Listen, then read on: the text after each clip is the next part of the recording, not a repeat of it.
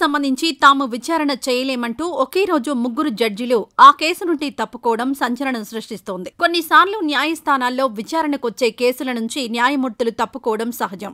గతంలో విచారణ చేపట్టి ఉన్నా, ఏదైనా వ్యక్తిగత కారణంగా ఉన్నా, ఆ కేసులో ఉన్న నిందితులతో తమకేదైనా సంబంధం ఉన్నా ఈ విధంగా చేస్తుంటారు. అయితే ఒకే కేసులో ముగ్గురు న్యాయమూర్తులు విచారణ నుంచి తప్పుకున్న అరుదైన సందర్భం తెలంగాణ హైకోర్టులో చోటు చేసుకుంది. ఇది చరిత్రలో తొలిసారిగా చెబుతున్నారు. అది కూడా మామూలు కేసు కాదు. దేశవ్యాప్తంగా సంచలనం సృష్టించిన కేసు. దేశంలో ఓబుళాపురం మైనింగ్ కేసు అంటే ఎంత సంచలనమో అందరికీ తెలిసిందే. ఈ కేసులో మే 6న ఓఎంసీ అధినేత, కర్ణాటక రాజకీయ నాయకుడు గాలి జనార్దన్ రెడ్డి సహా 5గురికి సీబీఐ కోర్టు శిక్ష విధించింది. దీనిని సవాల్ చేస్తూ వారు హైకోర్టులో అప్పీళ్లు దాఖలు చేసి శిక్షలను సస్పెండ్ చేస్తూ బెయిల్ మంజూరు చేయాలని కోరారు.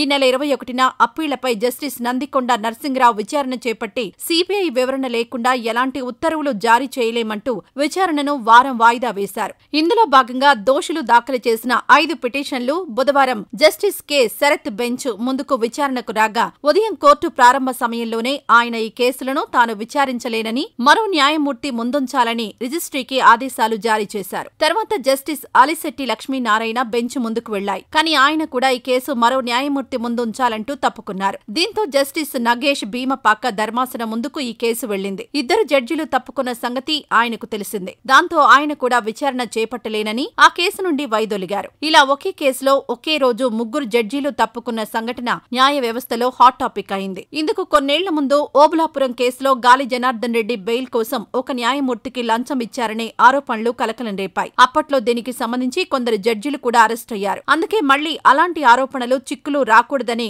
ఆ కేసును విచారించడానికి ఏ జడ్జి ముందుకు రావడం లేదనేది న్యాయ నిపుణుల అభిప్రాయం. దీంతో ఓబుళాపురం నిందితులు బెయిల్ పిటిషన్స్ కోసం మరో వారం వేచి చూడక తప్పదు.